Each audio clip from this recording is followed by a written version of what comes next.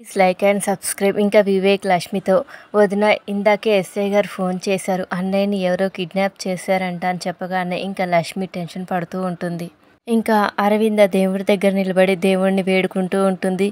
మిత్రకి జీవితాంతం ఈ గండాలు తప్పవా, గండాలు చూపే మార్గం చూపించు, మిత్రని కాపాడు అని చెప్పి వేడుకుంటూ ఉంటుంది అరవింద. ఇంకా లక్ష్మి జయదేవ్ వివేక్తో ఆయన్ని ఎవరు కిడ్నాప్ చేశారో కనుక్కోవాలి, ఆయన ఎక్కడున్నారో తెలుసుకొని ఆయన్ని గండం నుంచి కాపాడుకోవాలి అని చెప్పి ఇంకా లక్ష్మి అంటుంది.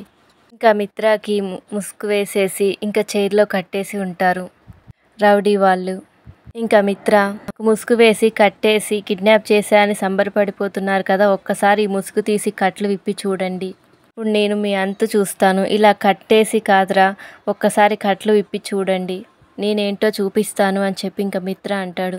ఇంకా అప్పుడే మిత్ర మాటలకి ఒక రౌడీ కోపంగా తలపైన కొడతాడు. ఇంకా మిత్ర స్పృహ కోల్పోతాడు.